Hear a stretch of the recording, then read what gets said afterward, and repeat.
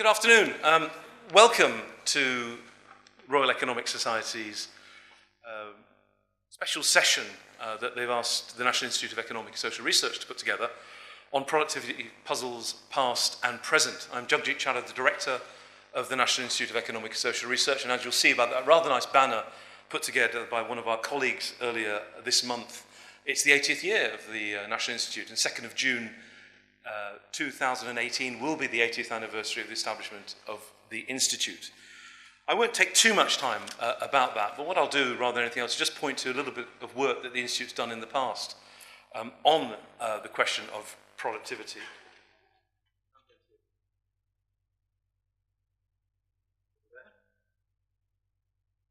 And note that, of course, that the productivity puzzle has been something that's emerged in the popular dialogue to a great degree in the last decade or so, particularly since the financial crisis, and it's been a source of much research from many of us in this room. And also, as I moved to the Institute just a fraction under 2 years ago, it's something that's gaining a large amount of currency in policy circles. I see lots of other people in those areas now absorbing the fact that UK has some form of a productivity puzzle or a productivity gap or something that needs to be explained. And of course, there are a large number of explanations out there.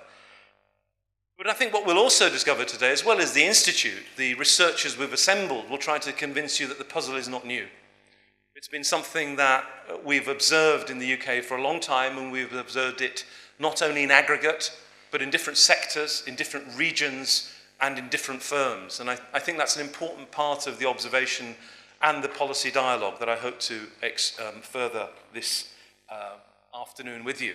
In the macroeconomic area, the key thing that people have been talking about in the last few years is so-called secular stagnation, which is really just a new word for the same kind of problem, a world in which growth seems low, real wages seem low, and we don't really quite know the whole set of causes that might explain it. As the director of the National Institute, I'm particularly delighted to welcome 4 distinguished speakers today who probably between them know as much as there is to know about the productivity puzzle in the UK. I'm delighted that Nick Crafts has made it over from Warwick today. He's Professor of Economics at Warwick, and I don't want to embarrass him by saying this because I know he doesn't really want me to say this, but it's also the truth.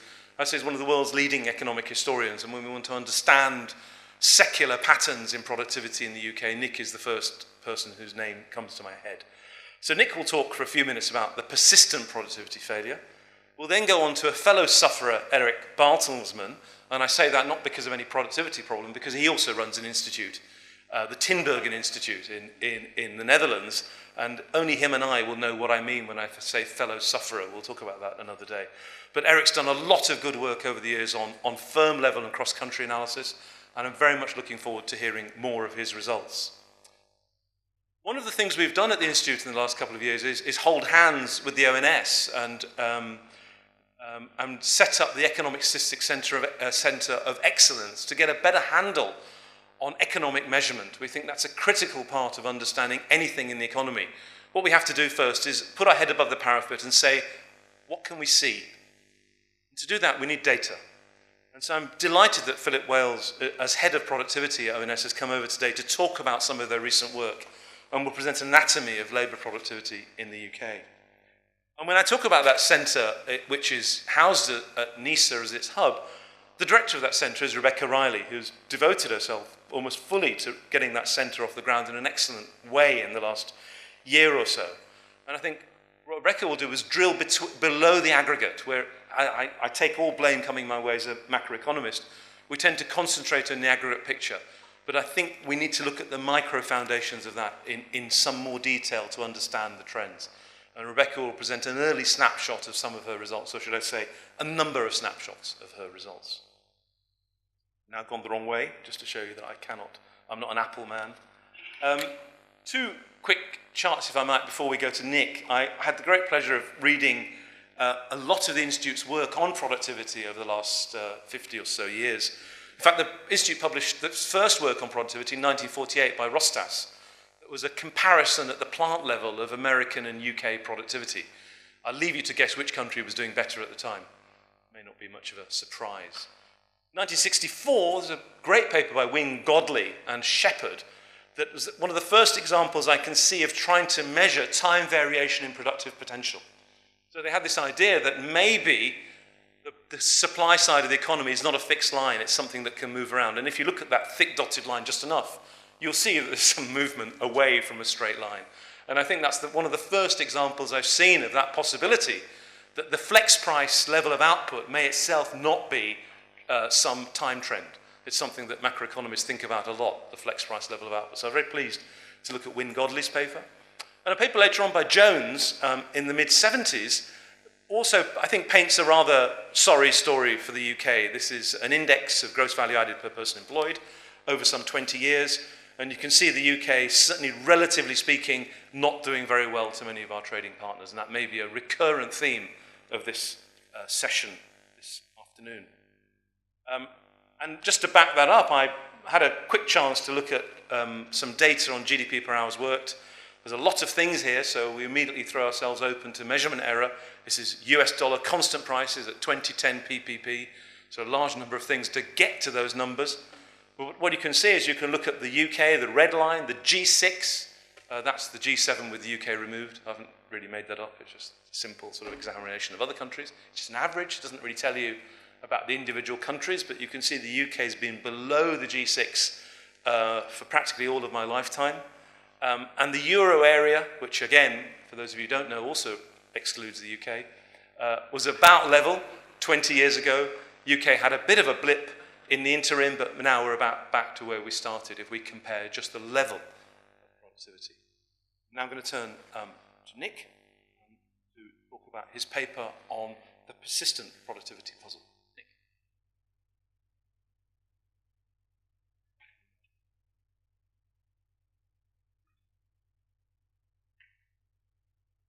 Thank you very much, Jagja. It's very nice to be here for the NIESR 80th anniversary, so to speak. I think the race was on to find the oldest person who could still stand up and give a talk. I'm not quite 80, but I'm pushing that, and I'm pleased that I was the winner of this prize. I do have a bit of a hand problem, so I'm hopeful I'm not going to jump over slides, but if I do, you'll understand? Yeah? Sympathy for the disabled, that's what I think we need. Okay, very quickly, because we've only got 20 minutes. First thing to say is obviously the answer's no. If you want to say it's yes, come and have an argument at question time, but I think the answer is no. But I do think it's quite useful to understand why the answer's no. And I think that helps say something about what joining the EU did for our productivity in the past. And it probably links to potential costs of Brexit now. A few numbers. Again, this is a permutation, I think, on what Jagjit showed us a minute ago. These data are relatives levels across countries. UK is 100, whatever the UK is in each year. And so these are relativities. The way to read it is that in 1870, real GDP per head in the USA was 76.6% of the UK level, and so on. I think I'd want to point in this long view to saying that the least good performance, relatively speaking, was almost certainly in those 3 decades, the 1950s through the 1970s. That's the period, I think, when relative economic decline is most acute. Since 1979, or up to the crisis, let's say, then I think we get some ground back, particularly against Germany and France. So things were a bit better in that period. If we look at growth accounting just for a moment, again, starting in 1973, which is, of course, when the UK joined the EU, then I think we don't see quite such dismal productivity performance compared with our rivals. We're doing a little less well than France and Germany in the first half of that divided period, but a bit better in the second half. And total factor productivity is not so very different. So I don't think we've been as bad consistently. It does vary how bad we actually are. Okay, what I'm going to argue now, and I'm going to flip through it very quickly, is that there are a lot of policy errors made by the UK. I'm thinking of supply-side policy, Don't think the errors are exactly the same in each period, but there are errors which undermine our performance to some extent. The golden age, that's the economic historian's slang for 1950 to the early 1970s, a period when Europe grows very quickly indeed, and the UK is eventually overtaken. I think that's a period where supply-side policy is quite strongly constrained by trying to pursue a social contract for wage restraint. There are a long list of policy concerns. In lots of my papers, I've written this out in detail. Trust me, taxation was not very well designed. Industrial relations were debilitating. Industrial policy was, I think, badly misconceived, including a neglect of competition policy and an undue preference for selective industrial policy. Nationalisation was a failed experiment. I think pretty much everybody agrees on that. And the UK remained protectionist all the way through to at least the mid-1960s. Tariff protection is about the same then as it was in the mid-1930s. We're quite slow to move away. And I think there is probably an interaction with the institutional legacy between weak competition, industrial relations, and poor management. Just because I want to come back to it right at the end, let me say that people of my generation, having lived through it, are hugely sceptical of selective industrial policy. At least as applied in the UK, it was pretty piss poor. Technical term. But I think it's not just because we made errors. I suspect there are systematic issues with selective industrial policy that tend to make it, in the end, policy which defends declining industries rather than modernises the economy. There are a bunch of references about the 1970s experience. I put it up there simply to show that I'm not making it up. You can go to the literature and find a large amount of complaints. The interesting thing I think about that literature is that it tends to say, or it tends to be written in the 1980s when it's fresh in people's minds by people who started out very sympathetic to selective industrial policy and end up shaking their heads and saying it just didn't work right, and concluding perhaps that there are systematic reasons for it. It didn't fail across the board. There's the occasional success, and probably the best one that people could point to would be Savings Rolls-Royce, which went bankrupt in the early 1970s. In the 1980s, that's Thatcherite supply-side policy. Some of the problems of the previous period were addressed, including industrial relations, some improvements in taxation, competition did strengthen, and selective industrial policy was dropped. It's pretty easy there too to find a long list of failings or shortcomings or omissions. The tax reform of the period went nowhere near the sort of thing that, say, later on the Merley's report would call for. Infrastructure from the early 80s became very much a Cinderella activity of government, and you can see the UK systematically over many years spending less on public capital than you'd expect a growth maximising economy to do. Education reform didn't even start until 1988 and has quite a lot of problems to answer. And for a so-called market-orientated government, the failure to do anything at all to reform land use planning, which is surely the biggest distorter of productivity in the UK today, is really quite surprising. After Thatcher, supply-side policy is in post-Thatcher mode. I don't think the economy is doing too badly, but I think, again, we can say that there are strong and weak points in supply-side policy. My own take is by now, competition policy has become reasonably good. Regulation, it's a lightly regulated economy without a number of the downsides that some other OECD economies have. Education has probably improved a bit, particularly with the expansion of higher education. Probably needs further reform, so does taxation, back to the Merley's report. We've always had a big problem with innovation policy. That's reflected in the low level of R&D in the economy. Infrastructure policy continues to be a Cinderella, and land use planning continues to be very poor. So some things don't change, it's fair to say. Let me now turn to the EU and try and slot that into the picture. When we think about the EU, I suspect from the point of view I'm looking at today, the most important feature of it is that it has been highly successful in reducing trade costs compared with other trade agreements. And as you reduce trade costs, then you increase trade volumes.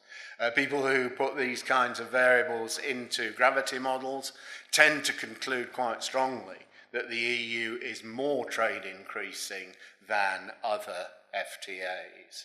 And probably a major reason for that is relative success in reducing non-tariff barriers to trade. I follow the logic that says more trade raises income levels. This is the literature following in the footsteps of Frankel and Roma, 1999. Whereas when I was taught this kind of stuff and we were thinking of going into the EU early in my career, people talked just about welfare triangles from resource reallocation.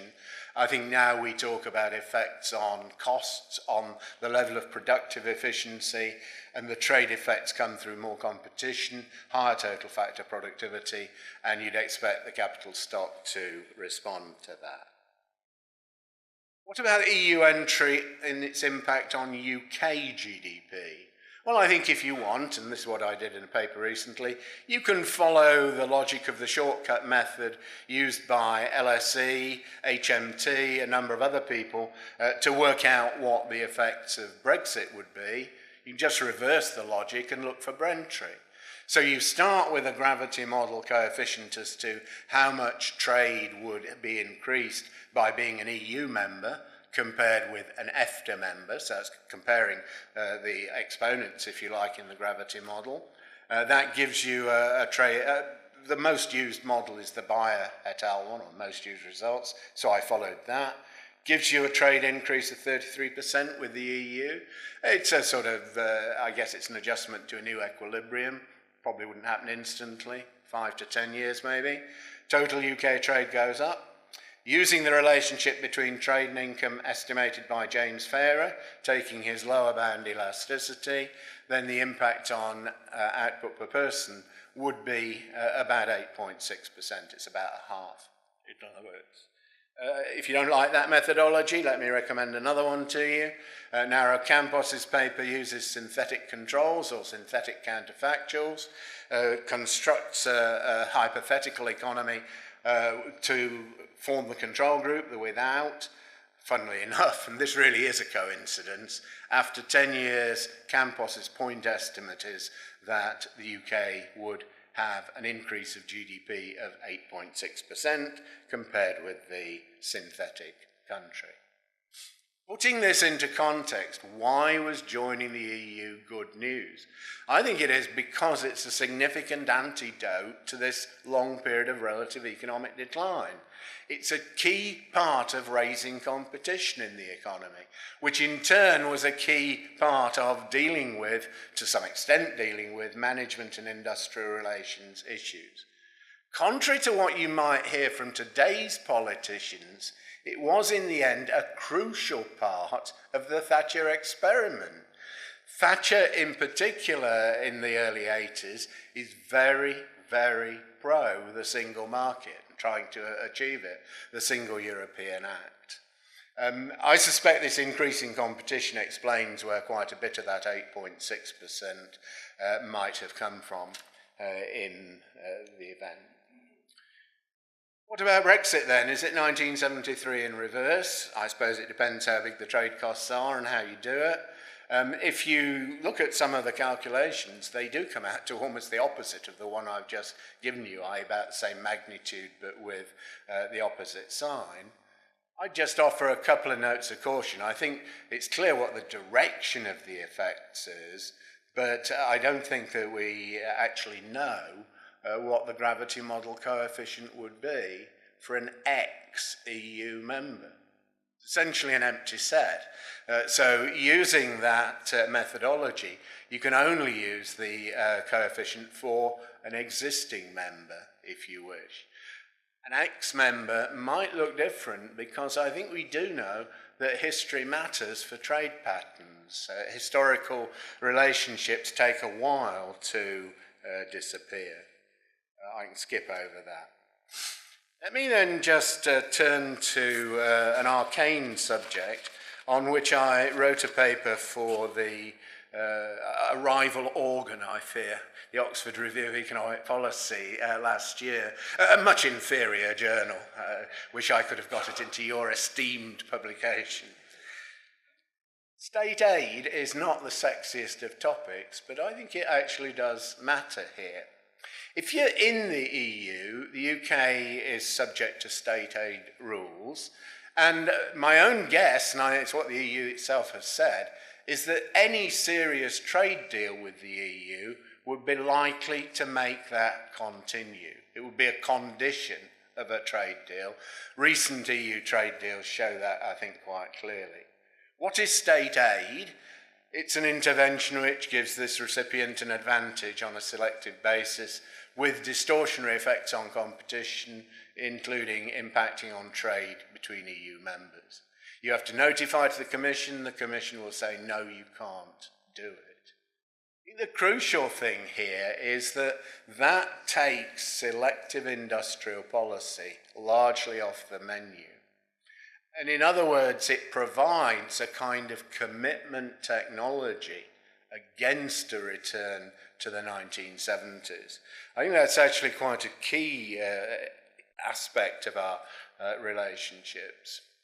Will Brexit be very costly? Depends, it all depends, of course. The costlier the Brexit, the harder the Brexit, the more costly it'll be. That's pretty obvious. If you wanted to be optimistic, it would be that last bullet point you'd want. That suddenly getting out of the EU frees supply-side policy to make productivity growth a lot faster. It removes, according to that view, key constraints on supply-side policy. I struggle to find the problem for which Brexit has that implication. Let me go back to the areas of concern that I raised about UK productivity and supply-side policy. I mentioned innovation, education, infrastructure, tax structure, land use planning. The key thing is in the bottom bullet point. They are all fully within UK competence to reform. This is not precluded by EU membership, and that I think has been true throughout the period, throughout the 45 years or whatever. So it's UK government failure that would be the issue, not constraints imposed by the EU. Clicker doesn't work at this point. I guess we need to get rid of that message too. We've stopped the clock at this point, Jacob. You're already way over. You're already way over. No, I'm not way over. I haven't had the 1 minute warning yet.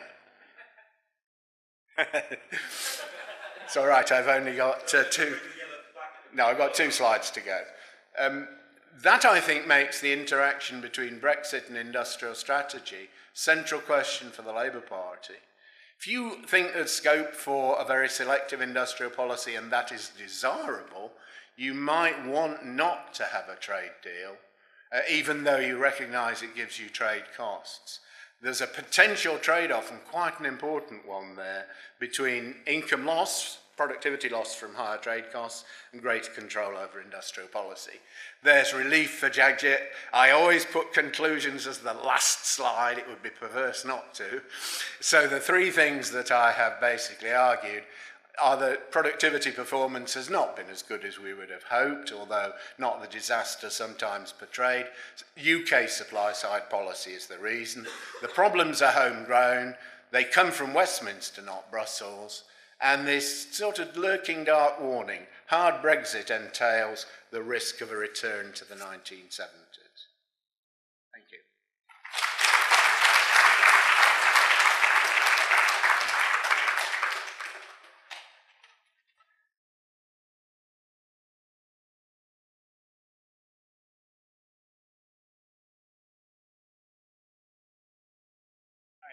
To start, I'd like to thank the organizers for inviting me. One of my first European presentation out of grad school was at the National Institute in 1993, I think, so 25 years ago. So you were already well. You were 12. Hardly. I'm not much younger than that. I just look. Anyway, so the title of the talk was on cross-country comparisons. I'm going to give a very brief kind of overview of the types of stuff I've been doing in the last 15 or 20 years on using firm-level data, but trying to draw cross-country comparisons of things that we observe in cross-country data to try to link it to policy variations across countries as a way to figure this out. The paper that I'll spend most of my time on is something I'm doing together with Paloma Lopez-Garcia at the ECB and Giorgio Presidente, who's now at the World Bank.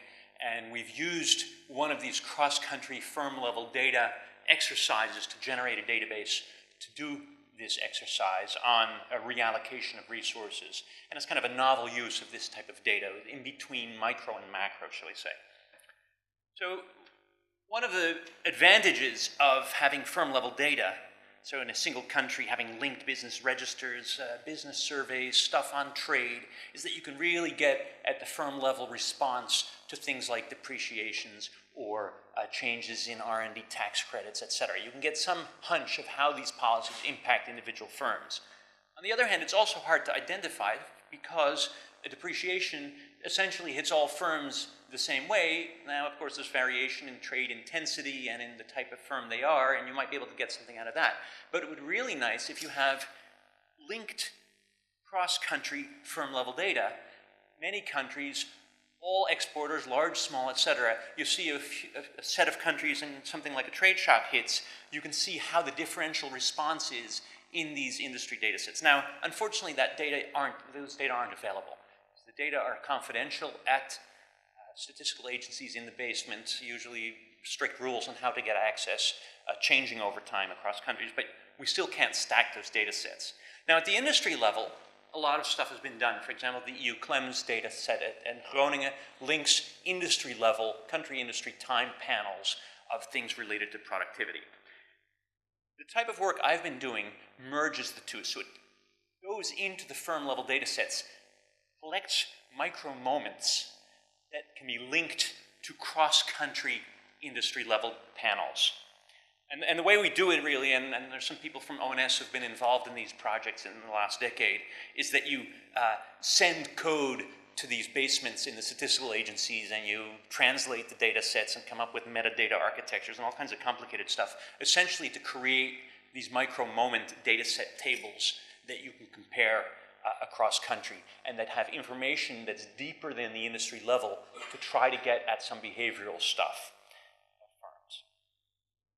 So these projects, we started this in 2000 with the OECD. The World Bank has done some rounds of this. Eurostat, ONS participated in this. OECD has been working on these with a project called Multiprod. And I've kind of been involved with many of these over the years. The last few years. All right, let's restart now, okay? Pick a time. Anyone, pick a time, anytime. Oh, no. Okay. Pretty amazing. And it's going to get worse in the next few years when you try to do your own IT systems here. Okay. So at the ECB, we've linked in with research departments of 20 national central banks, each with access to firm-level data. We've been linking in stuff on finance, on firm-bank relationships, and we've been aggregating this up at the 2-digit NIESR level country industry year with information on distributions and joint distributions under the firm level. These ComNet data are available on a website, I think it's called comnet.org. If you're a researcher, you send a one-paragraph blurb to the committee, and I'm a member of the committee, can you use this data, and we'll send you the data set. One of the things you can do with these data that's different from what you can do with industry-level data is we create aggregates with information on the distributions. So a typical question for a firm-level data set might be, how much does innovation at the firm level affect productivity? Community Innovation Survey, you've got data on innovation, data on productivity. You run a firm level regression, and you put innovation, some indicator on the right-hand side, sometimes in a system of equations. You put in capital, labor, in this case, ICT, human capital, and innovation, and you see if it has an impact. Here, we don't have the firm level data, but we have the average firm in each country, industry, and year. And what we find for the average firm, innovation doesn't do much. But instead, if we aggregate, taking into account firm sizes and productivities and joint moments, and come up with aggregate industry productivity and aggregate industry capital sales and aggregate industry innovation rather than the average, the unweighted average, we find that innovation is very positive. And a way to think about this is when you're innovating, you're trying something new, and you can be lucky or unlucky, and even if it's a mean-preserving spread centered around zero, it can still be good for society if society moves resources to those firms that successfully innovated. So you can get a positive aggregate impact of innovation even though the average firm level impact is zero. And that's because of this reallocation. Society uses its betting chits to increase the importance of the ones that are good and decrease the importance of the ones that are bad. That's the reallocation process. And more we're understanding that this reallocation process is a key driver of aggregate productivity growth. So last year, the OECD came up with a nice study, and it's Andrews, Criscolo, and Peter Gall, who was a PhD student of mine. I'd like to plug that. He's an excellent guy. I'm proud of him. They came up with a study that shows that the top 10% of advanced economies, the 10% best productive firms, that frontier of productivity has been growing at 2.5, or 1.6, depending on what industry, percent per year. The bottom 90% of firms in productivity space has been flatlined for 20 years. And what that says is that our aggregate productivity slowdown may well be a system where the reallocation of resources from the less productive to the more productive is slowing down, or where the diffusion of the best practice from the best firms to the least productive firms is slowing down. So it's either a reallocation problem or a technology diffusion problem, or both. So this paper that I'm going to talk about now is about the reallocation. How do resources move from less productive to more productive firms? There's lots of details on how to measure less and more productive, and marginals and wedges, et cetera, et cetera. But what we do here is we use this micro-aggregated data that was collected for very general purposes, not just for this study. But we use these moments to replicate a firm-level study done in the US by Foster, Haltewanger, I think Krazan, and some other people, where they look at firm-level data in the US. They look whether resources, whether employment growth is faster for firms that in the previous year were more productive than the average in their industry. They do that to see how that changes over time and cyclically. We do the same, but we aggregate up from the firm level to something which I'll call a representative firm, but each industry has 25 of these. And I'll explain what those 25 are. The bottom line of this paper is that, yes, on average, this resource reallocation is productivity enhancing in Europe, as it is in the US. There are differences across country, and there are systematic differences according to top-line indicators of product market or labor market policies or financial policies or bankruptcy policies. But in general, there is productivity enhancing reallocation. How does it vary over the cycle?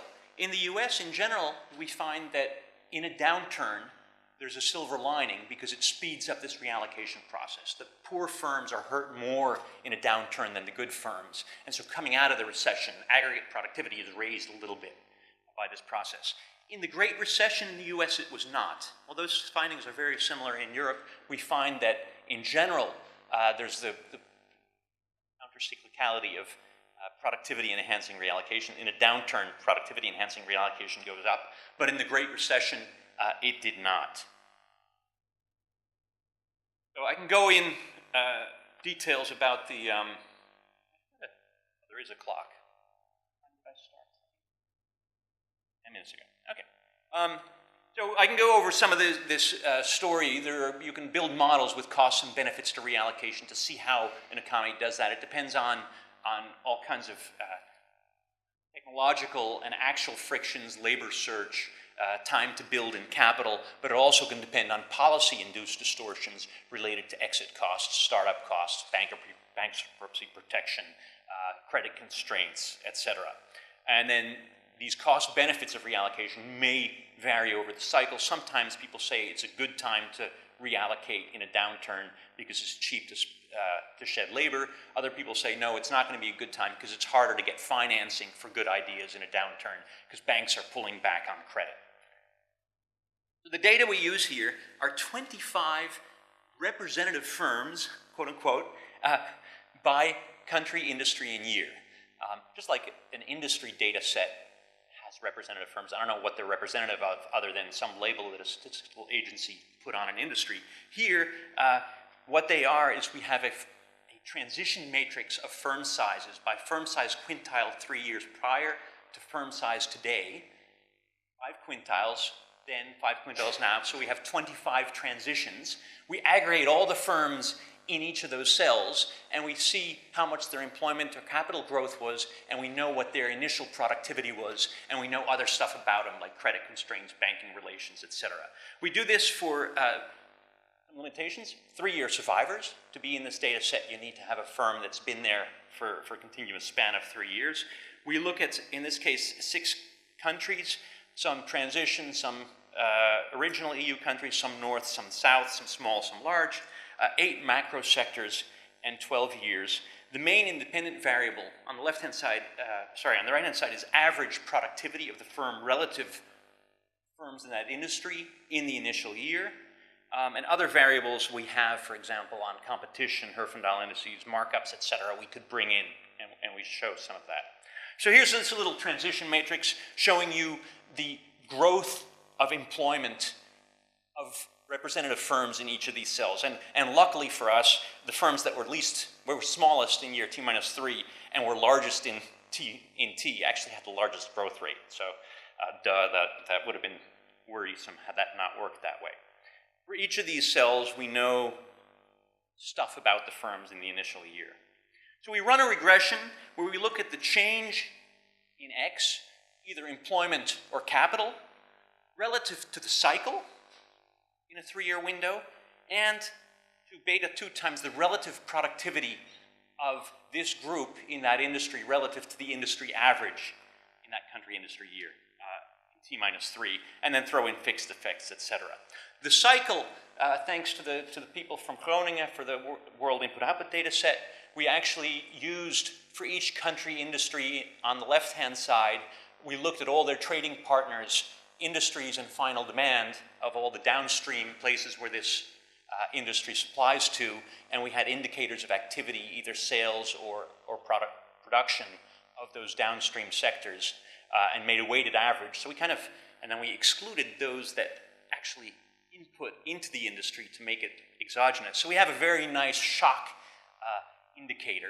So we control our employment growth based upon the size of the shock, and then we see conditional on that whether beta 2 is positive, in other words, that a more productive firm will grow more than a less productive representative firm. And the answer is the cycle shows up positive, well that's good, and the relative productivity on average is positive. So indeed, resources move to firms that in the initial year had higher relative TFP. So again, this is done at country, industry, year, transition cell unit of observation. It's a very odd hybrid. I don't think anyone's ever done something with that unit of observation. But that's the richness of the method. We can create observations that are above the firm level so they pass disclosure, yet that it seemed to be interesting given the question that you're after. These estimates of the relative productivity strength, the beta 2, they vary across countries.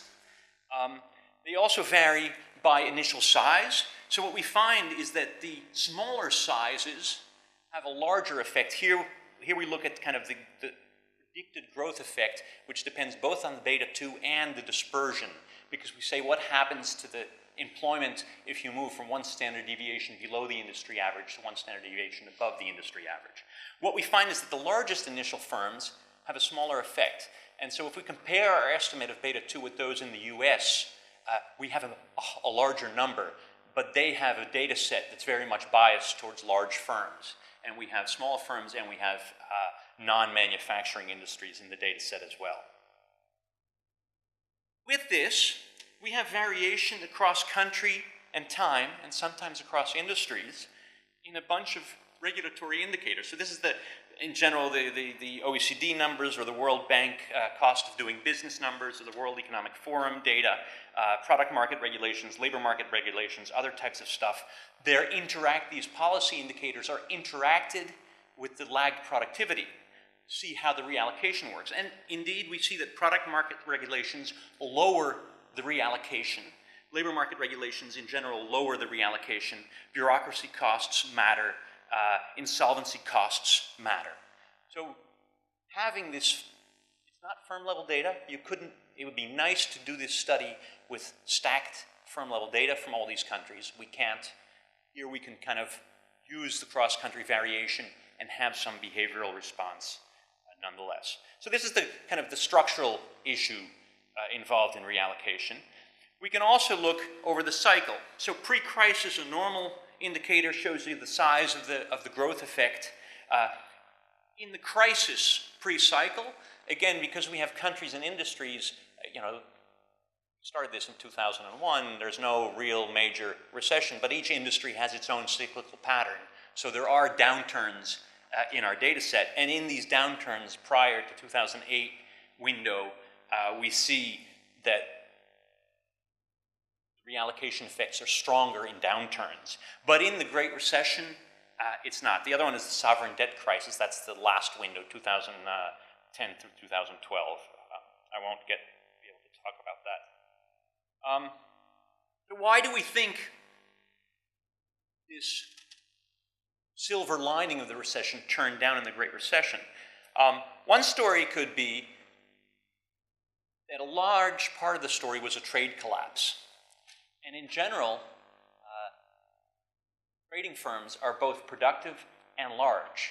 That's what the Mellitz type model tells us. And so when the trade collapse hit, their shock was larger than the cycle shock that I got on average for that industry. So essentially, it's the most productive firms, the trading intensive firms, that did not get aided in the recession. They did not grow relative to the other firms. Actually, they got harmed more, which is probably one of the reasons that we see that cleansing effect didn't get enhanced in the Great Recession. The other suspect is financing. As you're coming out of a recession, you'd want those firms with the good projects to get the credit. Now, of course, credit was tight in that period, and agencies' costs are high, and there may be also the credit that was there didn't go to the firms with the best projects and the most productive projects, but went to those with the most collateral. And so the misallocation in capital coming out of the crisis actually worsened. As credit tightened up, it tightened up either proportionately to collateral, but certainly not counter-proportionally to productivity, which you'd want to have the silver lining. So we can do this by interacting exports and relative cycle. We can do the same with credit constraints and disentangle how much did that change, this beta 2 thing interacted with the cycle, the relative productivity, and credit restrictions. So the conclusion is that we use this CompNet data set to explore factor reallocation. We find that the elasticity of firm growth to relative initial TFP is positive. We find that it's productivity enhancing, but the differences across country, partly tied to the differences in size distribution across countries, and partly to the different institutional and regulatory frameworks. And over the cycle, we find that this reallocation generally is countercyclical, but the Great Recession was different, and that might not bode well for the next few years.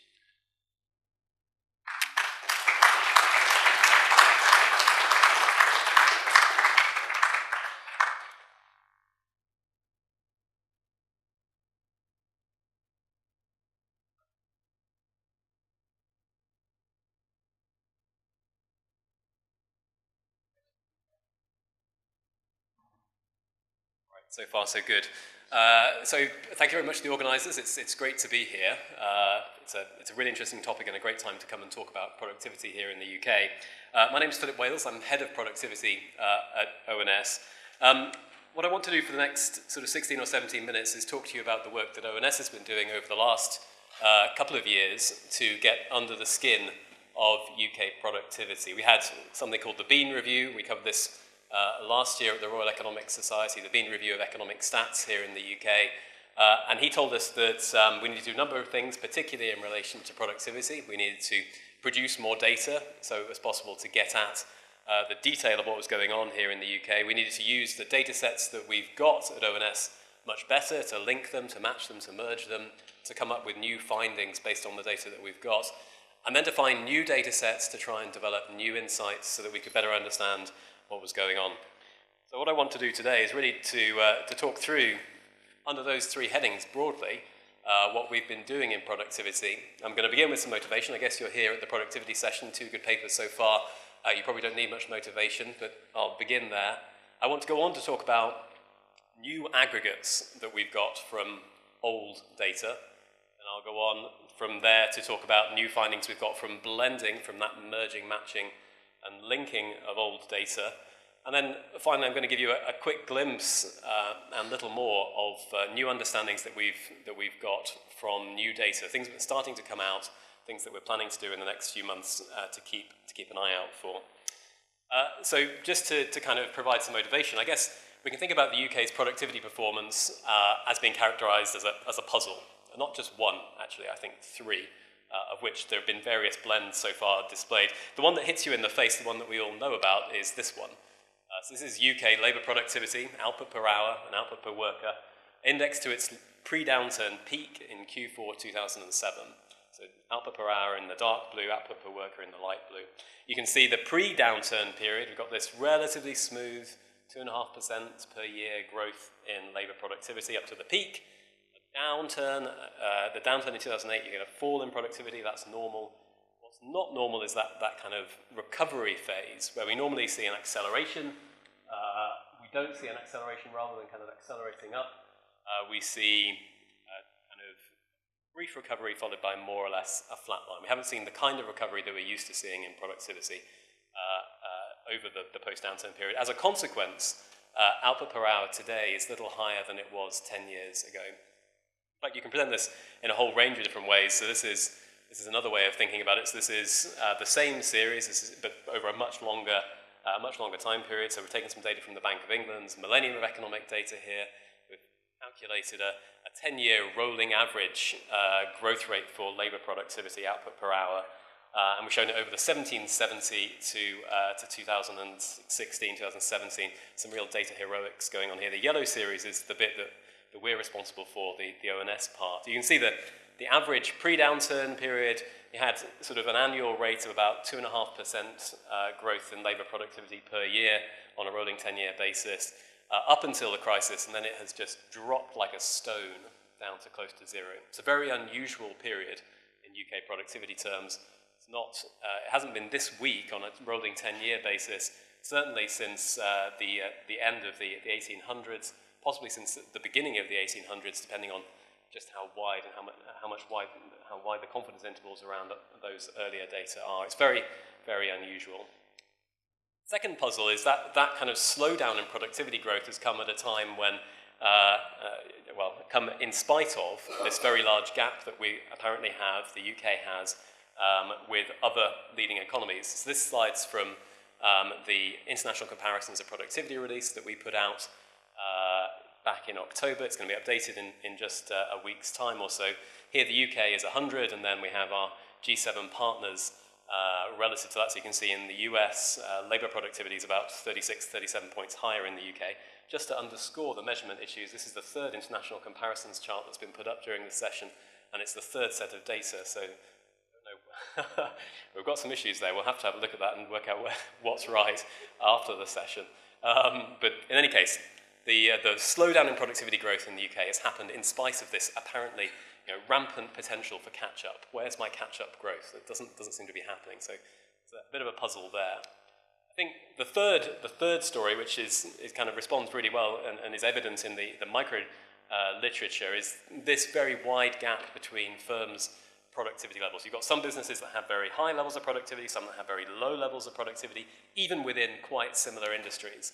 So just to motivate that, this is the distribution of output per worker at the business level, 2015. I think it's 2007 prices actually, but you can see on the left-hand side, some businesses with a very low level of labour productivity, some with a very high level of labour productivity, and then the modal, the kind of peak here of this distribution is between £10,000 and £15,000 per worker per year. Very wide distributions of labour productivity across firms, puzzles that sort of characterise where we are in our productivity performance.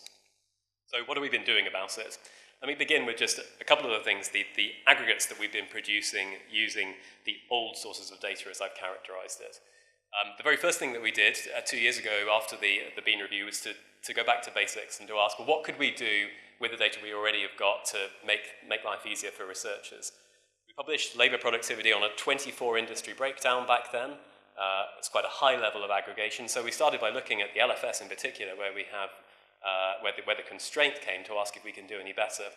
And the answer was that we could. Rather than doing labour productivity for 24 industries, we now do it for a breakdown of 80 separate industries composed of 50 sub-industries and then aggregates. So that's quite a considerable uptick in the detail. We used to publish just Industry G. This is one example here. So Industry G is the wholesale and retail industry.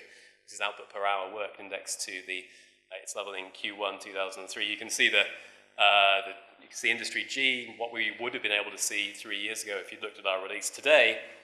The innovation here is you can see the three subcomponents of G, 45, 46, and 47, and see that there's different experiences in different industries here. We think that's an unambiguous improvement in what we were offering previously. If you're a policymaker in particular, you can make more sense, you can target policy interventions more clearly if you have that more detailed data.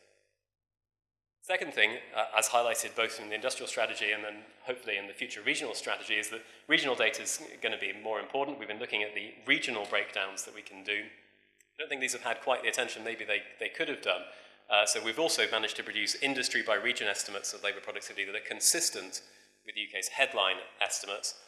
We like these data because they tell us some stories that we know and we think we understand. So this is the output per hour levels in current price terms of the finance industry across the different regions of the UK. So here, okay, so the finance industry in London is the most productive financial industry in the UK. Then you get the UK average.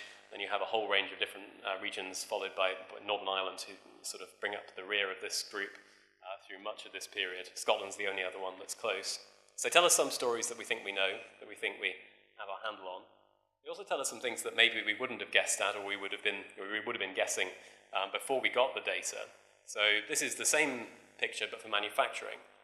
So here we've got Scotland, we've got the northwest, and we've got the southeast up at the top. The most productive manufacturing industries, according to our data, are in those three industries in the UK. London is mid-pack, and down at the bottom we've got West Midlands. West Midlands at the bottom isn't something I would have guessed. I don't know how many people in the room would have guessed that. Maybe I should. It's just my expectations that are out of whack, but I think these data help us to understand what's going on. These data are all in current prices for the time being. In 10 days' time, they'll be joined by a constant price set of data that allow you to look at the growth rates of productivity on an industry by region basis. That's 16 industries, 12 regions, 192 separate series in time series for people to analyse, and I hope those will be useful to researchers. Those data enable a good deal of analysis where you can think about, in particular, the contributions that different industries are making to productivity growth here in the UK. You can think about how they contribute to growth before the crisis, how they contribute to growth over the last 10 years, and you can compare them to see which industries contribute to the slowdown in labour productivity growth. I think Rebecca's going to talk about some work that she's done, partly using these data that's quite similar to the work that we've been doing just recently. So there's a range of more detailed analysis out there as well that will help people to understand, we think, what's going on. So in addition to these new aggregates from old data, I said we'd find new findings using these mixed, matched, and merged data sets. I'm just going to show you a couple of findings from papers that we've published over the last couple of years to kind of whet your appetites and encourage you to go and have a look at them. I guess the motivation here is this chart again. So this is now 2007. It's the distribution of output per worker across businesses. Low productivity on the left, high productivity on the right. I really like these distributions because they have a kind of affinity with the top-level data that we publish. So this is the picture in 2007, the distribution of output per worker across businesses. So the last pre-crisis year, if I put 2009 up here, which if you think back to that chart I showed you to begin with, you saw that dip in productivity. You can see how that's played out at the firm level. Here's the 2009 figure. What's happened? Well, you can see, I hope, out on the right-hand side, the weight of productivity, the number of higher productivity businesses has dropped. This is in constant prices. So the weight out in the tail has dropped. Where's that weight dropped and where's it gone to? It's popped up here at the bottom. So at the same time that we had this movement in the aggregate series that we publish, you can trace a pattern back to the microdata and say, oh, okay, all right, so this was because we've got fewer high productivity businesses and more lower productivity businesses. We can roll through 2011, you can see an attenuation of that effect, no movement in the right-hand tail, and a further uptick in the number of low productivity businesses that there are. 2013, just beginning to see it pivot out again on the far right-hand side. And then 2015, again, just a slight movement out on the right-hand side here, all at the very top of this distribution. I think that's quite an interesting story and helps to begin to unpack, if you like, which businesses are behind the slowdown, where in this distribution is this effect coming through from. I think the other thing I'd point out is this left-hand tail, which I hope you can see is really interesting in the way that it's developed. So 2007, 9, 11, 13, 15, you can see the number of businesses that have a negative level of value added per worker they're below this point here, kind of dropping. The weight at this negative end is coming down. This isn't scientific. In the context of a zombie firm debate, that's quite interesting. It doesn't say there's this persistent number of businesses, I mean, there obviously are some businesses who are persistently there, but it says that number's come down over the last few years, the number of businesses that have a very low level of productivity. And that's consistent with some work the OECD have done recently, which says, okay, there is a zombie firm effect in some countries in Europe, but it doesn't seem to be as much of a problem here in the UK. We can go on from here, and we have done in the papers that we published, looking at how we can decompose this. This is where, for me, the productivity puzzle comes alive. So we can look at the transitions and the movements of businesses in here. I think just a couple of findings which I think are really exciting. So this is a little bit of a brain-bending chart, but the top panel here shows the distribution of businesses in the population of businesses in the UK by size band. So what you can see from 2003 to 2015, rising through that top panel bar, is that most businesses in the UK are small, fewer than 10 people, and there's a fairly stable proportion of businesses who have more than 10 or more people. Bottom 7 bars replicate that data, but for the lowest 10% of labour productivity. So these are the firms at the very left-hand end of that distribution I've just shown you. Again, most of these are small, but I hope you can see the wedge on the right-hand side is getting bigger. In other words, at the bottom of the labour productivity distribution, there are more bigger firms than there used to be. That's kind of not what we expect. Why are there more bigger firms at the bottom of this distribution than there used to be? We look at the age distribution, same schema, population at the top, bottom 10% of the labour productivity distribution at the bottom. It's another kind of interesting finding. So again, at the top, you can see there's been a little bit of aging of businesses in general. There's been a few more businesses over time who are aged 11 or up. That's as nothing compared with the change for the bottom 10% of the labour productivity distribution, where the aging is really pronounced. Previously, we thought, okay, most of these businesses are young, they're just working out whether they can survive. And that was true back in 2003 when almost half of them were aged less than 6. Today, it's still 40%, but now 1 in 5 are more than 20 years old. Older businesses and bigger businesses, increasingly prevalent at the bottom of the labour productivity distribution. It's not places we typically would think that they would end up.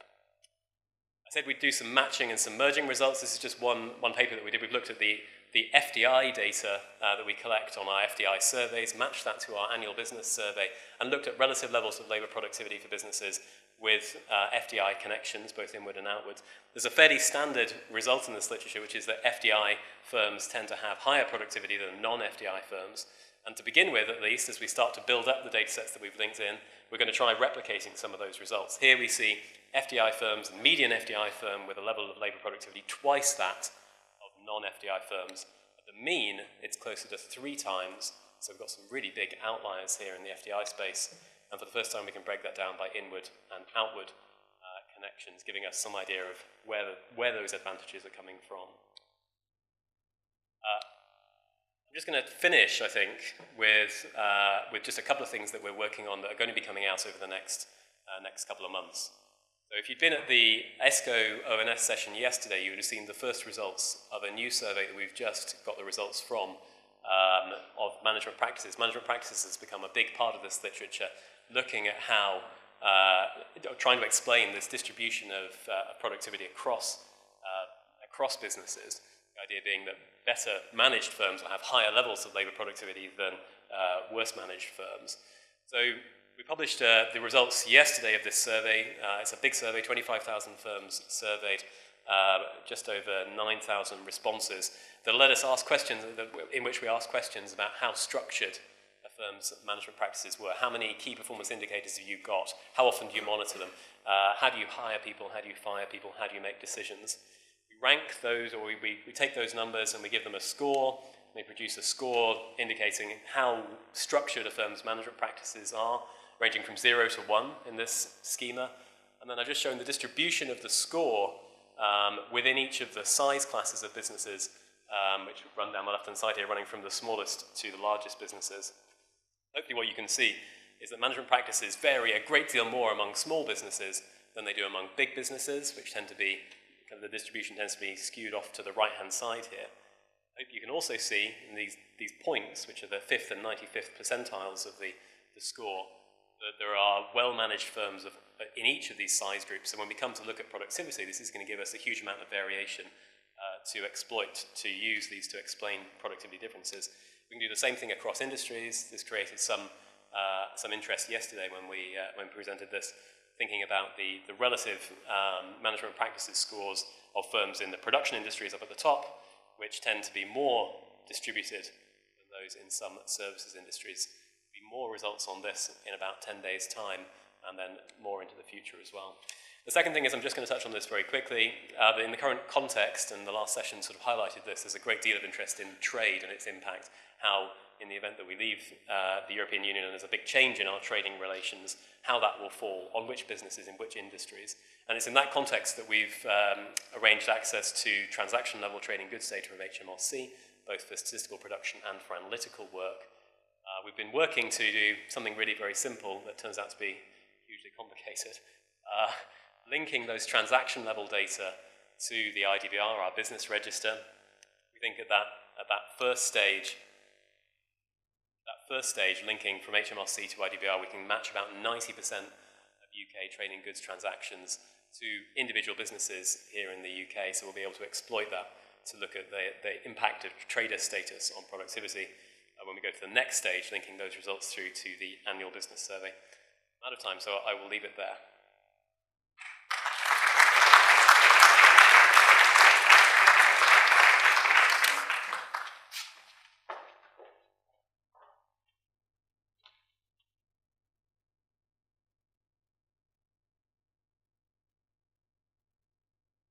Okay, well, thank you very much. I will continue on the same theme of productivity puzzles, and I'll be focusing on the collapse in labour productivity growth, primarily in the UK, since the financial crisis. And I want to talk about below the aggregate, and what does that mean? Well, for the last 5 years at the Institute, for me in any case, that's meant looking at firm-level data and trying to understand what's going on at the firm level that maps up to the aggregate economy level. So very much the type of things that Eric was talking about earlier. Have we seen some change in the reallocation mechanisms going on underneath the aggregate that mean that for some reason the economy isn't as productive as it was before?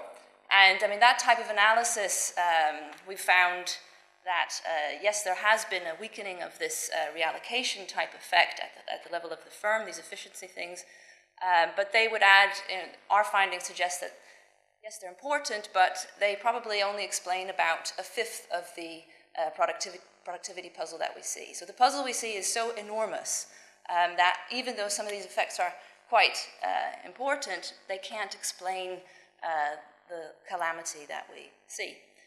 We also find some interesting explanations for this change in the reallocation process in the economy related to credit constraints. So, for example, at the during the recession, we found that the sort of that link you have, or that positive correlation between your productivity ranking as a firm and whether you're going to expand or not, that's usually a positive correlation.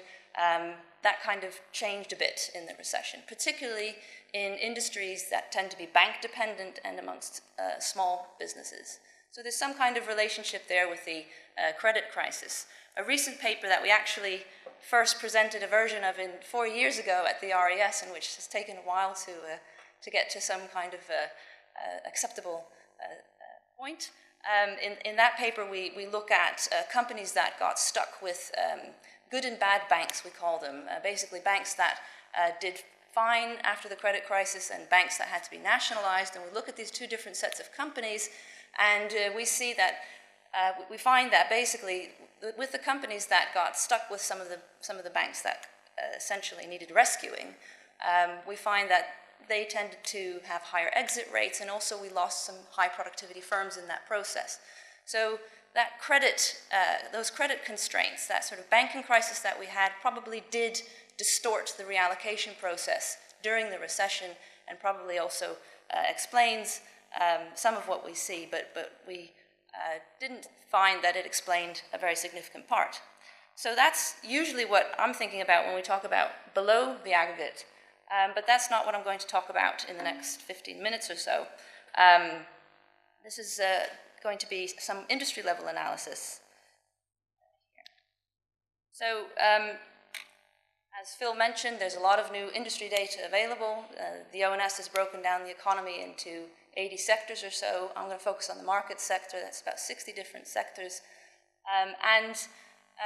There's a lot of research going on in this area at the moment. The Bank of England's also looking at this. Silvana Tenreiro did a speech recently where she used some of these industry data more aggregated. Jonathan Haskell published a paper a couple of years ago looking at the sectoral breakdown. So we're sort of going up a level from the firm, but still staying below the aggregate. Because I think that basically, when you look at this sort of meso level, I guess you might describe it as, you see different patterns than you would see at the firm level, and of course also than at the aggregate level. So I'm going to show you a whole bunch of charts and numbers, and we may get lost on the way, but hopefully it will sort of help you think about, where might we look next to find an answer to the situation we find ourselves in. And I'll draw some conclusions. You may draw your own. So you've obviously seen the flatlining of productivity. This is the same take. The productivity is the black dashed line, and everything on that chart is indexed to 100 in 2007, right before the productivity collapse. And basically you can look at 3 periods. So you have the before the recession, where the output index, the red index, is rising more quickly than the hours index, which is green, and that meant labor productivity was rising.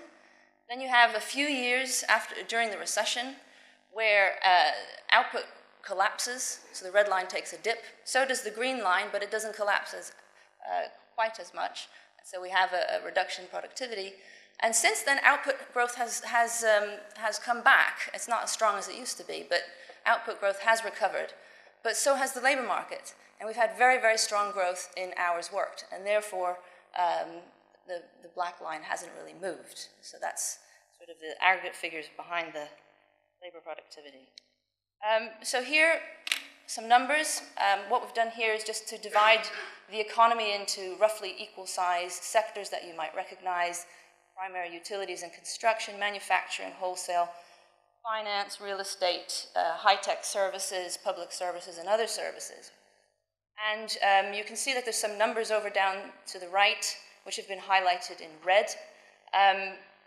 Those were the sectors of the economy that were growing where productivity was growing very quickly in the 9 or 10 years before the financial crisis. And in the second part of the panel, you'll see the change, so the change in productivity growth in those different sectors after the financial crisis compared to before. So that's sort of the overall gap. So there's a -2 in the bottom right-hand corner. That's the growth gap, the productivity growth gap we have compared to the past, or the recent past. But you can see that where that's happening is in manufacturing and finance, which Phil had already highlighted, and also in these ICT and professional services. Let's just look at that a bit more. I'm going to focus on the market sector excluding real estate. Real estate is often excluded for a variety of reasons. And what that means is, but the patterns there are the same as at the aggregate economy. It's very, very similar. And you can see, I'm just showing you the size of the productivity gap. So during the crisis, we have in that set of industries, on average, a gap of 3.3%, so a huge change there. And then 2011 to 2015, which is actually the period we're more interested in, the growth gap is 2.5%. So that's a little bit bigger than if you took the economy as a whole, but that's the numbers we're trying to unpack a bit.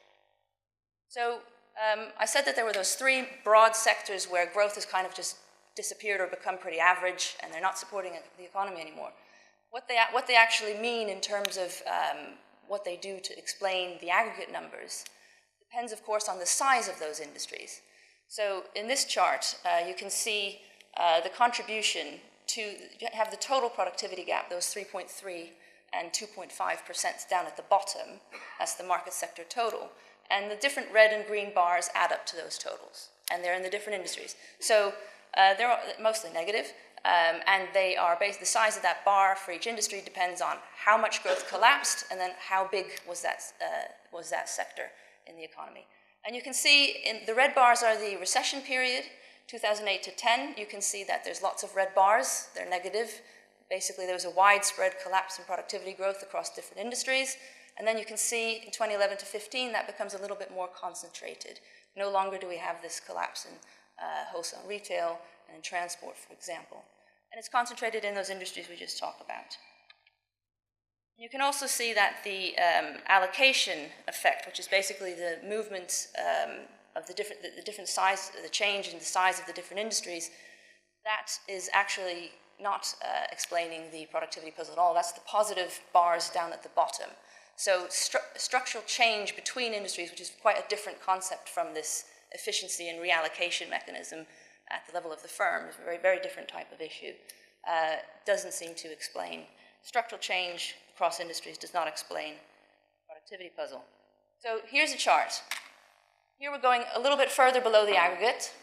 And if you take a first look to the left, 2008 to 10, you can see this. Basically, we've got now about 59 industries, and the blue bars are their individual contributions to the aggregate labor productivity gap. And if you sum across all of those bars, you'll end up with 3.3, minus 3.3, the total gap. And what you see there on the left is that everywhere is contributing a little bit to the overall bad picture, except for a few industries at the top. But then when you move to 2011 to 2015, you have a little bit of a different story. You see that there's some few industries down the bottom which really are accounting for quite a lot of the productivity gap. So basically there's about 6 industry divisions down here at the bottom which account for, say, 2/3 of the productivity gap. And they only account for a quarter or so of the economy as a whole. And these sectors or divisions are telecoms, financial services, so as you might expect given what you just saw before, also retail, pharmaceuticals, and oil and gas or mining. It's oil and gas within mining that's doing this, and also electricity. And there's also some other manufacturing sectors that aren't doing so well. So from this picture, you might say, oh, okay, well, we have this 2.5 percentage point growth gap. Why don't we have a look at these 6 industries and see what they're doing? But before you do that, I also just wanted to illustrate that even though the picture is becoming more concentrated and we can sort of think about the productivity puzzle as stemming from particular parts of the economy, we still have a situation where productivity growth is pretty poor generally.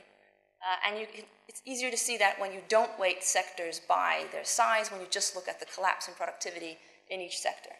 So here I have just drawn the cumulative frequency distribution of these growth collapses in output and hours worked. And the blue line is basically the recession years. And what it's saying, that blue line, is that 90% of these 59 industries saw growth fall in output fall in those years. But by the time you get to 2010-15, you see there's only half of them, that's the red line, only half of them now have lower output growth than they did before the recession. So output growth this idea that output growth has picked up. So you might expect some industries are growing a little bit slower, others are growing a bit faster, so that's not that odd. But then if you look at the hours worked, you can see that, okay, on the blue line, 70% of these industries saw a collapse in hours growth in the recession years. But then when we get to 2010-15, most of them are actually having this very, very strong growth in employment, and that's what's causing this flatlining of productivity. So if you put those two charts together into a labor productivity picture on the left here, you can see that the difference between the blue and the red lines isn't very different compared to what you saw for output growth and labor. And basically, we still have that in the majority of these sectors, growth is still weak. So although we can say there's these few sectors that are doing really badly compared to the past, we also have a general state of weakness throughout the economy. And so we've used ONS data to do these labor productivity pictures. We've constructed some capital stocks, so they're a bit different than from what the ONS has produced, but I think they provide overall a similar picture. But basically, that productivity weakness was at first very much a TFP weakness story, very widespread TFP collapse. And then over time, we've seen a capital shallowing effect as well. So from 11 to 15, the stagnation period, once we move away from the recession, we have some kind of mixture of TFP weakness or growth weakness and a capital shallowing. That's quite broad-based. All right. So where have we got to? We've got to that there's some parts of the economy that are doing really badly compared to the past, but we also have a general problem. So let's look at the UK, and which is to a large extent to do with TFP, but also has to do with some capital shallowing. So I just wanted to show you what the UK looks like compared to the United States, Germany, and France. And the gaps, this is all for the market sector, same market sector. And the productivity gaps for the UK are generally bigger than for these other countries. You know that. The UK's productivity puzzle is a bit worse.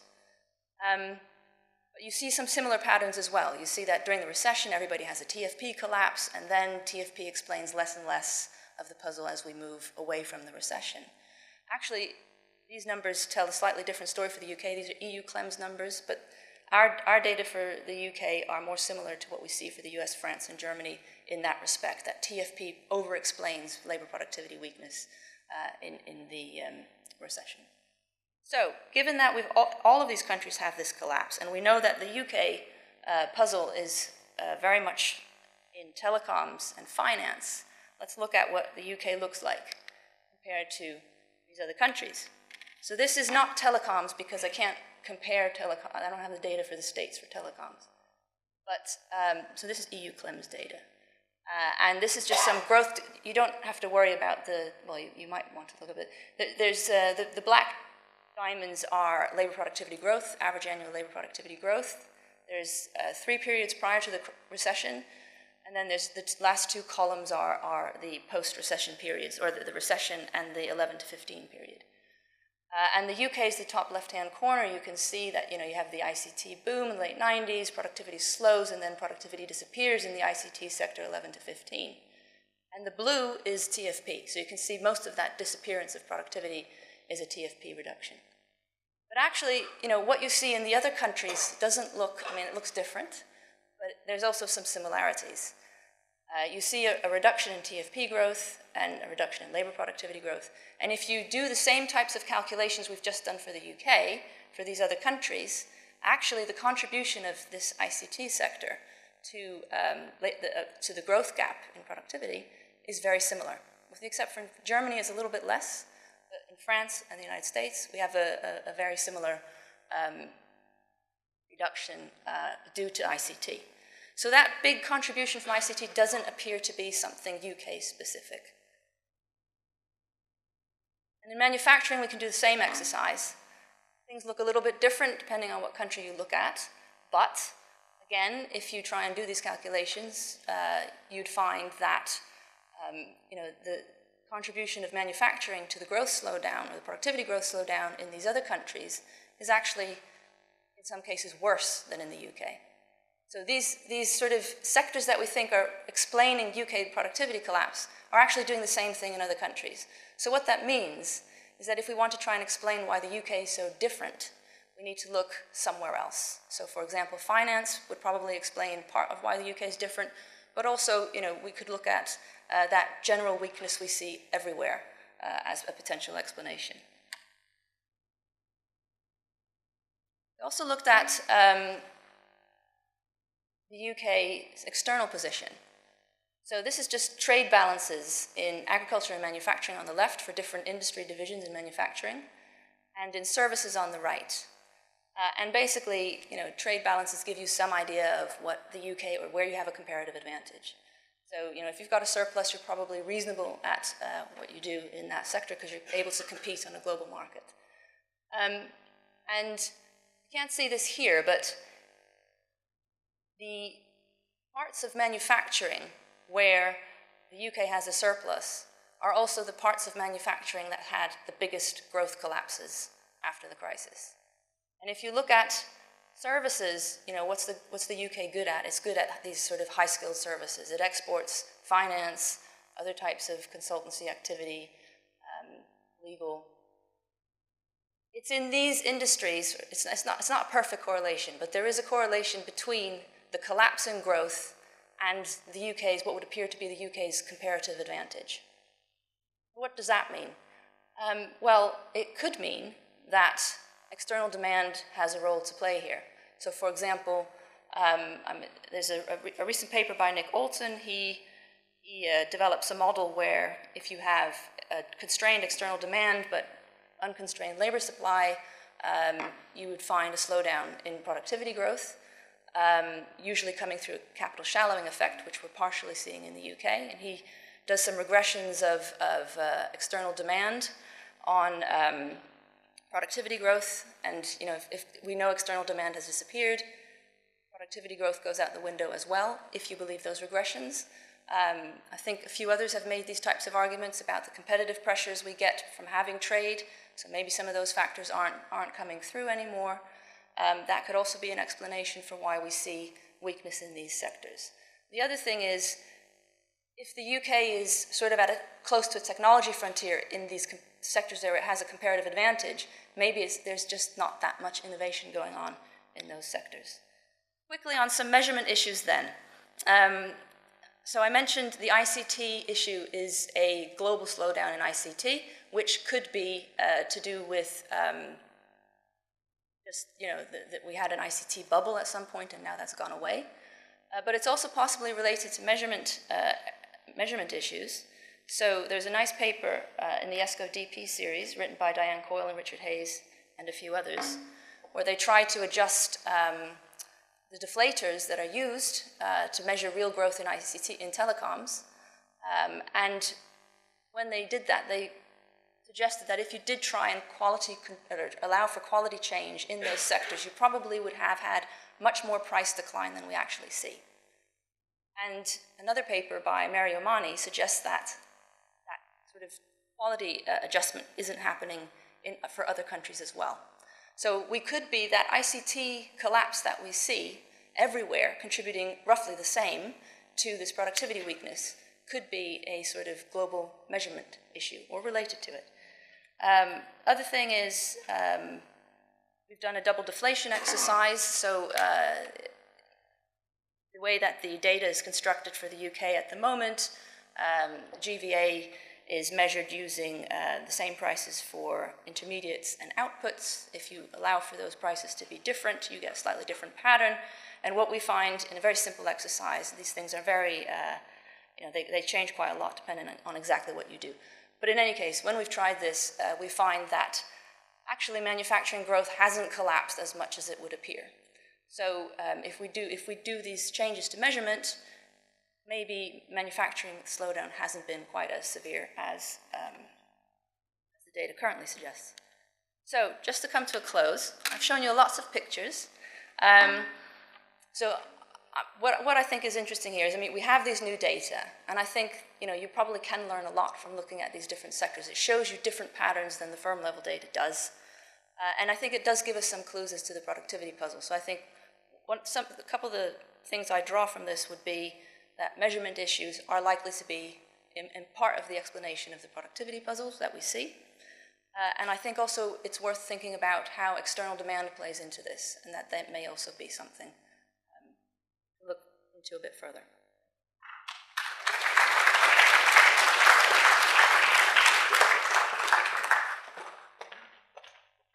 Before I conclude, I just want to check whether we can have 5 minutes for questions at the end. Are people gasping to go to tea at 3, or can we go at 5 past? Yes, I see a consensus there. So I'll see the consensus I wish to see, I think. So I want to, just at the end, sort of, rather than discussing the papers per se, there'll be papers that you will see in your own careers and read about. And there was so much presented in the last hour and a half. I learned a tremendous amount. I want to congratulate the speakers for going through their topics so clearly and so concisely and giving us so much food for thought. And what I tried to do was kind of almost conclude by summarizing what I thought the papers were saying. Now, you may have a different view, and if I finish this fairly quickly, we'll have time for questions. And perhaps I would then ask the speakers to come and sit at the front, and we'll take maybe 2 rounds of 3 questions and then go and get the cup of tea we all deserve. I think Nick was talking about persistent and chronic productivity failure, and this was also something that Philip talked about as well when he drew the long run chart from various data that have been cobbled together by people at the Bank of England. That it looks increasingly like, no matter how we compare our performance to other countries, there looks like something persistent and chronic in the UK, and that may be something that we have to think about. Bartelsman, also known as Schumpeter, I think sometimes in his quiet moments, certainly seems to be telling us that recessions may have a positive impact as they help allocate factors to new, more productive industries. I think some of the results that Philip suggested also perhaps chimed those thoughts, and I felt Eric's work was pretty convincing in that respect. But the point is that the silver lining of this great recession that might have led to this massive churning we might have expected normally under recessions just didn't seem to happen this time. And clearly Rebecca's work and Eric's work and others may be telling us that there may be momentum for such reallocation. And there's something I want to stress in my own work, that credit markets may not have allowed it for all kinds of reasons. The financial sector's particularly been hampered, as you might expect from something called a financial crisis. And that has prevented the momentum for reallocation the way we might have anticipated. And the fact, of course, it's been a coordinated crisis through many parts of the world has also restricted external demand. So if you can't get domestic finance, maybe you might be able to get demand from the rest of the world. But a world in which the shock is so strongly correlated may have acted against that as well. So we may be beginning to build a picture that seems to be quite compelling. Philip's stuff is absolutely fantastic. I hope it's easy to download, if I can just get that little pop in some of the data sometimes in the ONS. But if it is, I shall no doubt be setting all kinds of PhD students to look at it for many years to come. The distributions themselves are fascinating. I might take issue a little bit as to whether it tells us there hasn't been a zombie firm effect. On my reading, it seemed to me you telling me there had been. But I quite understand why we don't like the term zombie, so let's think of another word for it. Then we can agree what the effect that was we see there. The substantive differences at the firm, region and sectoral level are clear. Clearly things like FDI and even house prices seem to reflect some of these differences. So I think I would just say let's all get to grips with the data that the ONS are producing. It's a fantastic opportunity for many of us to produce what I called earlier on micro foundations for the aggregate picture that we see. And Rebecca's work with colleagues telling us that many of the high growth industries that seem to be supporting aggregate productivity growth have not done so since the financial crisis. So I'm beginning to build a picture myself when I think about these issues as there's definitely some case, I think, out there to think of the productivity slowdown as some interaction between subdued demand, hampered banking system that itself, this is not the moment for me to start criticizing our financial system, but let me say I've got a number of criticisms of it that I guess could make a section on its own at the conference. It's clearly been in a period of retrenchment and reform, and I would like to put that front and center stage to try and think about the productivity slowdown at a more fundamental level. Clearly, I also think that's probably limited firm sector dynamism in an important way.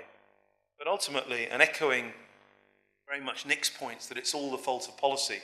It always is, right? If things go badly wrong, it's our institutions and our policymakers that aren't doing the right thing.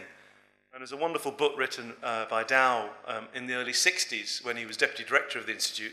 He then went on down a few steps to become deputy governor of the Bank of England. Why he did that, I don't know, but anyway, he moved on. And he made a very clear point about policy in the 1950s and 60s very much being badly designed, actually causing the stop-go cycles that were prevalent at that time, and working against the very long-term thinking that Nick tells us 50 or 60 years on, we're still in the grips of in the UK. I do think we have time for a few questions, so perhaps I could ask Rebecca, Phil, Nick and Eric to come to the front, and we can round up maybe one set of questions. And then go to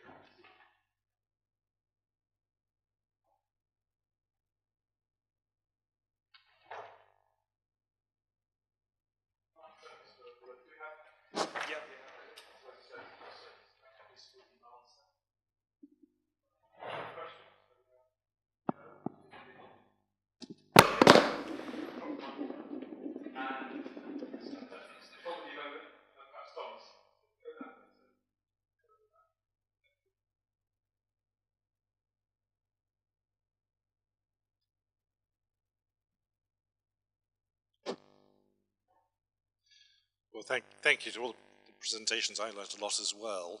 I mean, one thing that came out very clearly for me, and I think is very important, is that while you quite properly introduced this, Jagdish, by saying productivity has been a long-standing concern in the UK, there are two separate dimensions of the puzzle. One is, why was productivity so low relative to other countries for a long time? And probably the answer to that is somewhere explained by what Nick Krauss was talking about supply-side policy failures. But there's a very different aspect, which is completely unprecedented, of why we suddenly had this collapse in productivity growth. I used to say, for the first time in 60 or 70 years, but from Phil's chart, it sounds like you go back to the beginning of the Industrial Revolution. Certainly unusual. And that is so much a step change that you're immediately sort of thinking, what can be different? And obviously the Great Recession, the financial crisis comes to mind. The difficulty then is pinning down exactly how that happened. And as Rebecca said, when you look at the most plausible hypothesis, you can explain some of it, but the minority. So it seems to me then that the next question in this debate becomes, well, how else might these events with the financial crisis have affected productivity other than through reallocation? Now, I'm not sure that's been researched quite as closely. Could it be, for example, that businesses overall were disadvantaged by these financial sector failings? Very interesting. I'm still left with the feeling that there's still quite a lot to explain in these puzzles, which hasn't yet been really pinned down, in spite of really good work.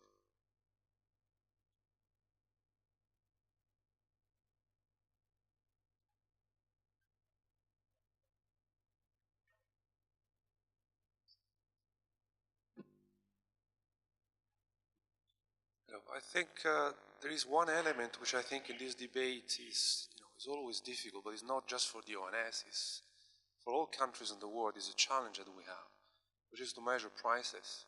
So when I think about telecoms, I think, I don't know, 15 years ago, 20 years ago, when I got my first mobile phone, I was paying actually a fortune to make a telephone call or to send an SMS. I remember, one single SMS from Belgium to Italy was €1. 15 years ago. Nowadays, it's free, The prices collapse if we measure productivity with revenue, or if we have a bad idea of what these prices are, shouldn't be any surprise that, we see a measure of productivity is going down, but perhaps, it's all about prices, and, we have a hard time measuring quality. And, it's an hard job because, suppose that you have a new washing machine, and the new washing machine is double as effective as the other one. So, price goes up by, 100%.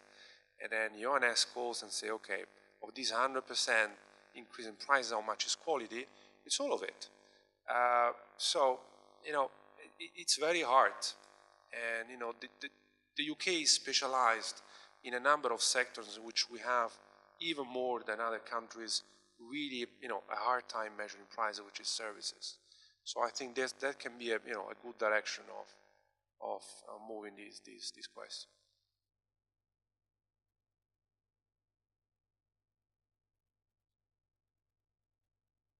I think it was maybe a question for Rebecca primarily, but perhaps for the panel as a whole. I know you spoke about the combination of factors, particularly a lack of external demand, being close to the technological frontier, about the measurement error. I was just wondering if there was one particular factor you thought was more significant than the others, or perhaps it was dominating the puzzle.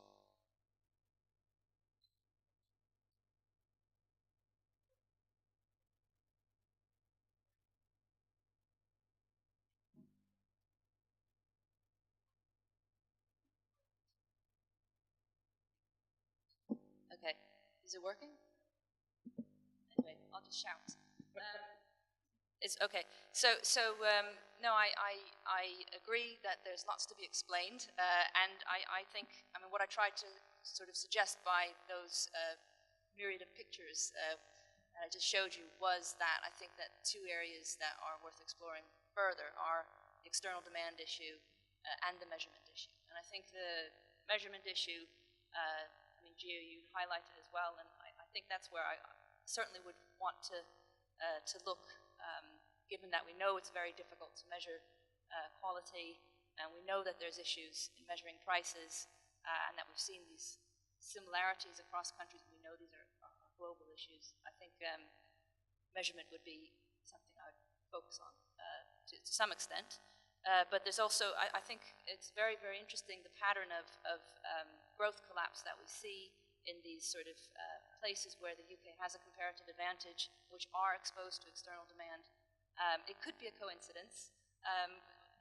These things can always be a coincidence, but I would like to look at that as well.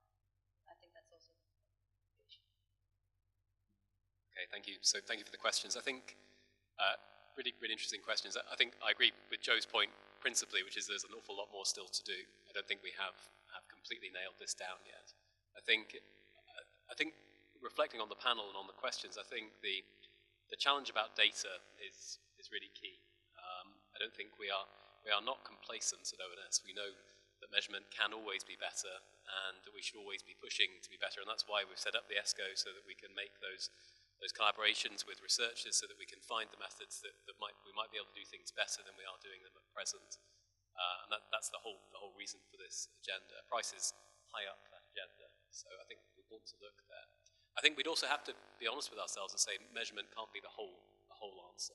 The data would have to be more wrong today than it ever has been in the past for it to be the only answer to this puzzle. And so I think although measurement's an issue and we need to look at it, I think there's a second point, which is there's something else going on here. And I think the idea of looking at external demand, the work that we're doing, going towards trading goods and bringing that into the productivity debate, I think that will help, I hope, to illuminate this particular issue. I think more broadly, following the passage of the Digital Economy Act, which you hadn't heard of before now, you should look up, last year, which enables ONS to get a lot more administrative data from government, and to expect that to arrive. Using that in combination, bringing it together and linking it together and asking analytical questions with it, that opens the door to doing a whole lot more work than we have done in the past, and a great deal more longitudinal work, which is really key at getting at the causal issues that are going on underneath the surface, beneath the descriptive statistics of what we presented today. So I think there's a lot more work to do and a huge amount more potential to come. I indeed think that the question about the global productivity slowdown is the first order issue. I'm also quite optimistic about it. I think we're about to see an enormous boom in living standards per capita, potential living standards per capita if things don't fall apart politically and globally. How to measure this is difficult. I think mismeasurement has always been hard, but more and more, in the past, intellectual property rights and ideas were always quite tied to physical objects. And nowadays, more and more is not tied to physical objects, and getting much harder to measure, where it's created, where it's consumed, how much of it is consumed. And I think those challenges are large. Some ways at this are, for example, Brynjolf Olsen's working with his willingness to accept measure. How much would people be willing to pay to not have Google? And once you start thinking that way, there's enormous consumer surplus tied into a lot of what we have. that's not being measured in the traditional way of measuring GDP, which we're finally getting good at measuring bricks and potatoes. And we need to start learning how to measure the other stuff. Two very quick comments. Firstly, I was rude about supply-side policy, but I don't think it got any worse, particularly after 2010. So that it's not, I think, a good candidate to explain the slowdown. Secondly, I have to say I'm quite sceptical of the measurement story in the large. I think we've always mismeasured growth. I think we were mismeasuring it before the crisis and the slowdown. And I'm very unpersuaded that you can explain a big part of the slowdown that way. Though I do take the point that there are consumer welfare gains which never would have been in GDP, the way we conceptualize it, and possibly shouldn't. Well, I think we all deserve a cup of tea. I want to, in the traditional manner, thank all the speakers for what were excellent presentations. I think the main thing I just want to take away is there's a lot of work for us all to do on this question still, and it should occupy certainly me for the rest of my career. I look to many younger people in the audience over their careers to continue to work with NIESR whenever you can and try to help solve these problems as well. The UK needs your help. Thank you very much.